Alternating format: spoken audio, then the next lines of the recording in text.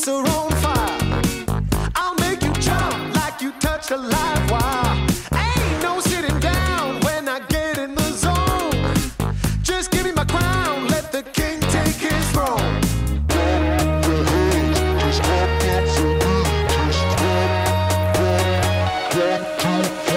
이런 거 나가면 당해 안 되는 거 아이가?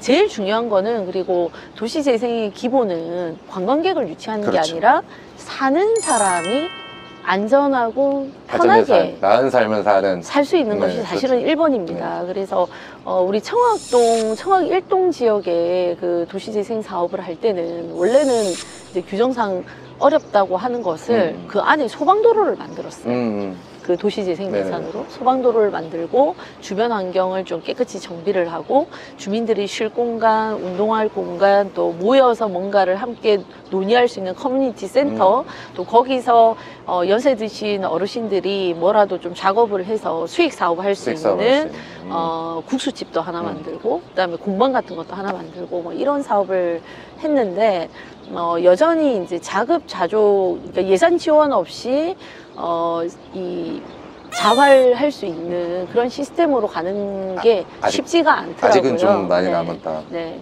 그래서 도시재생의 기본도 전망이 좋은 곳에 열악한 주거지의 어떤 그 상황을 안전하고 개선시키는 거죠. 깨끗하고 편리하게 개선시키는 것 플러스 거기서 뭔가 경제활동이 일어날 수 있도록 근데 합법적으로 일어날 수 있도록 하는 제반 정비가 좀 같이 이루어져야 된다 이렇게 생각을 하죠.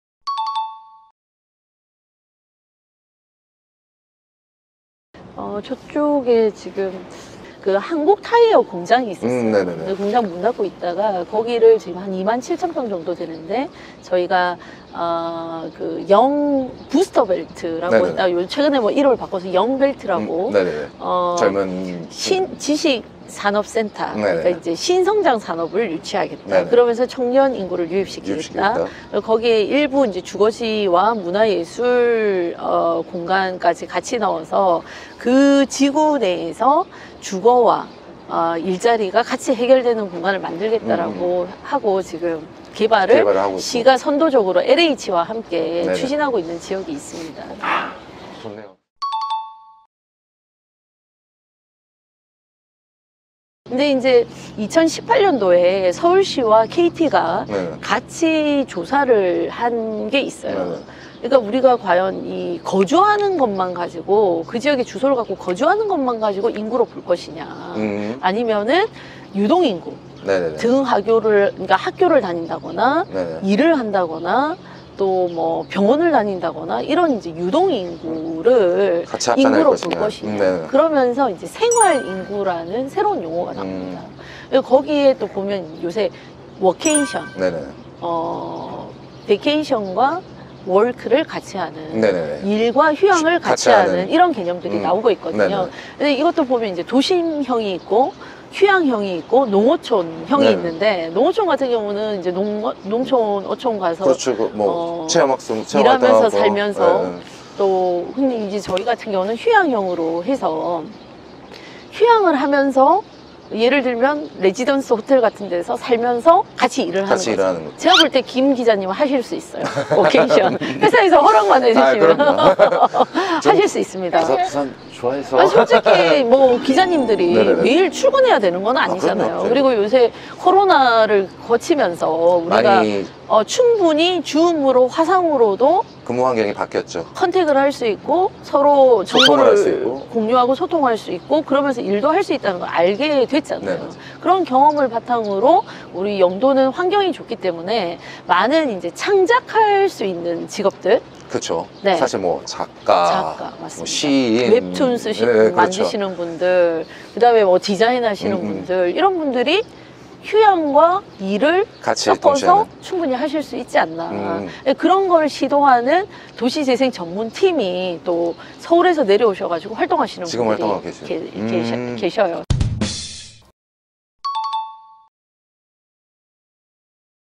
그 영도에 향후 기회의 땅이 있습니다. 한진중공업 8만 평, 대선조선 10,000평 해서 9만 평의 땅이 있어요. 근데 아까도 말씀드렸지만 조선업이 사양이라고 했잖아요. 네네네. 향후에 어떤 변화가 생겼을 때 그 땅은 영도의 그야말로 기회의 땅이고 기회의 땅이 되고 해안가를 접하고 있는 평지거든요. 네네네. 네, 그걸 어떻게 개발을 시켜서 영도의 미래를 만들 것인가. 그래서 제가 이제 도시 재생을 공부하는 과에 석박사 과정을 지금 듣고 계시지만 시작했죠. 네. 의정생활이 바쁘셔서 네, 1년 반째 휴학 중입니다. 그 국감이나 국감장 같은 데서 PT 할 때 네. 거기 이제 슬로건 이렇게 적는데 가장 부산다운 부산, 중구, 영도구, 국회의원 홍보승이 제가 이렇게 쓰거든요. 네네네. 중구의 가장 대표적인 곳은 자갈치 시장. 아, 네네네. 국제시장. 국제시장. 영화 국제시장이 네. 생각나요. 맞아요. 국제시장. 그 다음에 부평 깡통시장. 네네네. 그리고 용두산공원, 광복로, 남포동. 광복로는 남포동. 최근에 이제 크리스마스 트리 축제로 굉장히 좀 네네네. 유명해서 전국에서 많이들 오시거든요. 그러니까 부산의 가장 상업의 중심지. 그 상업도 이 바다를 끼고 있기 때문에 수산업의 중심지가 바로 중구입니다. 그래서 중구는 예전부터 그런 그 일본과도 외관이 만들어지고 교역의 중심지였고 일본에서 왔다 갔다 하는 여객선이 그 제중구 지역에 있는 여객 터미널을 통해서 왔다 갔다 하거든요. 그러다 보니 자연스럽게 일본에서 들어온 각종 제품들이 보따리 장사라고 들어봤어요. 그렇죠. 네. 들어봤죠.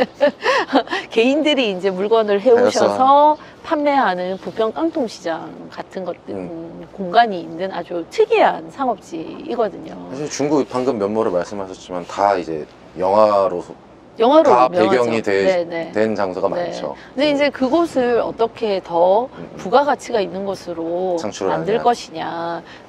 부산의 대표적인 시장들이 있기 때문에 저희가 이제 각종 공모 사업을 통해서 시장 국제화 사업 같은 것들도 많이 하기는 했어요. 지금도 시장 르네상스 사업 이런 거 중기부의 예산 지원해서 받으려고 지금 공모 심사 중에 있거든요.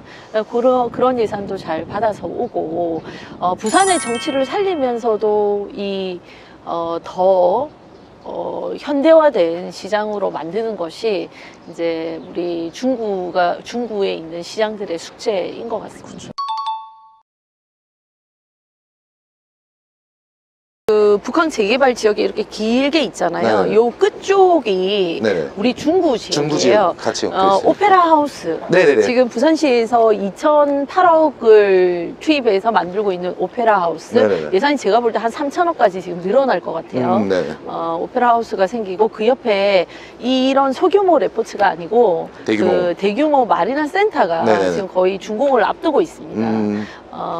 그리고 그 영도다리 관문인 그 영도다리 입구 중구 지역에 롯데 백화점 이제 특정 백화점이 있잖아요. 그 백화점이 원래는 이제 100층 이상의 이제 고층 빌딩을 짓겠다라고 했다가 지금 오랫동안 못 하고 있어요. 어드벤처 시설, 그 서울에 있는 시설 같은 것들을 짓겠다 했다가 못 하고 있는데 지금 최근에 다시 공사를 재개해서 350m 정도 되는 랜드마크성 그 건물을 짓고 그 안에 각종 어드벤처, 식음, 관광 컨텐츠 이런 것들을 지금 넣으려고 하고 있거든요. 그래서 중구는 중구대로 그 북한 재개발 구역과 함께 롯데를 중심으로 해서 과거 상업지 중심의 어떤 그 시장들의 활성화와 뭐 한 단계 위에 더 도약이 될 수 있는 그것들이 지금 필요한 상황이고요. 영도는 말씀드린 그 커피를 중심으로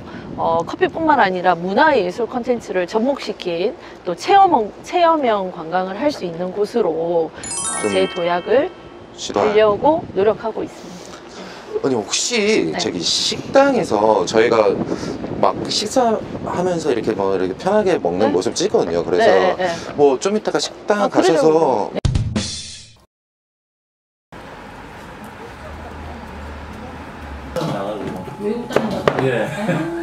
요즘은 오늘 오면서 뭐 몇 분한테 또 우리 대통령이 왜 인기가 떨어지는 것 같냐, 식사하시면서 뭐가 문제인 것 같냐, 뭐 이런 얘기를 했더니 이제 인사 문제를 좀 얘기하시긴 하더라고요. 그러니까 누구라도 잘할 수 있는 사람이 하면 되는데 아무래도 이제 그 인력 풀에서 대통령이 정치를 오래 안 하셨기 때문에 정치적으로나 또 행정적으로나 뒷받침할 수 있는 인물들이 가셔가지고 좀 실력과 유연성을 겸비해서 일했으면 좋겠는데 너무 이제 검찰들이 전면 배치된 거에 대해서 조금 이제 국민적 시각에서 우려를 하시는 분들이 계신 것 같아요. 네네.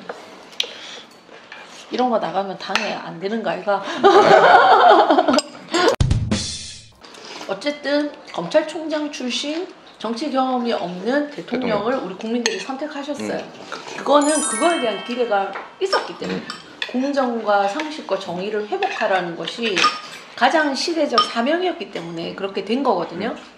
자, 그러면 대통령 입장에서는 손발을 맞춰서 일할 사람이 필요하잖아요. 근데 워낙 대한민국에 많은 인재풀이 있는데 믿고 신뢰하고 본인의 철학을, 본인의 추구하는 바를 10마디 하지 않고 한마디만 해도 알아들을 수 있는 그런 분들이 함께 일을 하면 그냥 일을 하기가 편하겠죠. 저는 그것도 인정합니다. 다만 그러나 이제 검찰은 검찰로서의 능력과 해야 될 일들이 있지만 그거 외에 정치력을 발휘하고 또 두루두루 이렇게 요소들을 판단하고 아까 말씀하셨듯이 정무적 감각을 갖고 계신 분들도 국민들과 소통하고 교감하는 과정에서 분명히 필요하기 때문에 그런 역할을 누군가 해줘야 되는데 그런 측면에서 우리 당의 역할이 사실 굉장히 큰 거죠. 중요하죠. 네, 중요한 거죠. 근데 그 역할을 해줘야 되는 우리 당이 대통령 선거, 지방선거를 다 이겨놓고 본의 아니게 내용에 빠졌잖아요. 그 공백에 대해서는 모두가 책임이라고 생각해요. 오늘 메모해야 된다. 감사합니다. 네.